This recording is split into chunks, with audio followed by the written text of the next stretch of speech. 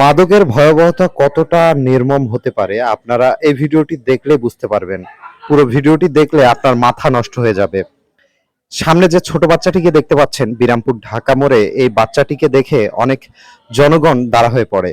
এই বাচ্চাটি একটি ছেলের সঙ্গে মারামারি করে তাকে শুয়ে থাকতে দেখা যায়। পরবর্তীতে আমরা যে জিজ্ঞেস করলে জানা যায় যে বাচ্চাটি মাদক সেবন করেছে এবং যার সঙ্গে মাদক সেবন করেছিল তার সঙ্গে মারামারি হয়েছে এবং এক পর্যায়ে তাকে মেরে সেই ছেলেটি পালায় যায়।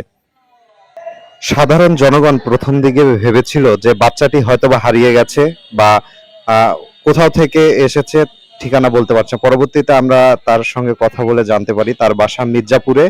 আর আশেপাশে ঢাকা মোড়ে যে সকল লোক রয়েছে তারা বলছিল যে এই বাচ্চাটি নাকি আগে থেকে মাদক আসক্ত এবং মাদক সেবন করে।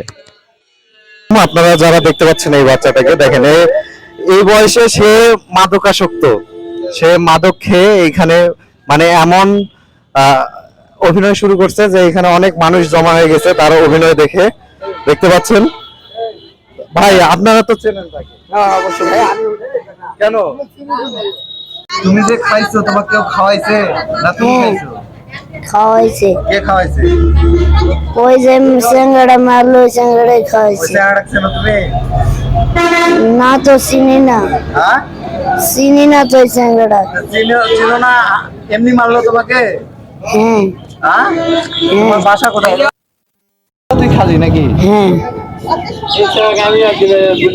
আর কি কি খাস? আর কি কি খাস? গুল খাই, হ্যাঁ? গুল।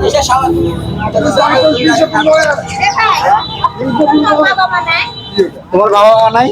না বাবা মা নাই? না, কই থাকো তুমি? আমি বাসায় থাকি, বাসায় থাকো? কার বাসায়? ওই বাবার বাসায়। না, ওর তো মাথা ঠিক নাই। মাথার সমস্যা, মাথা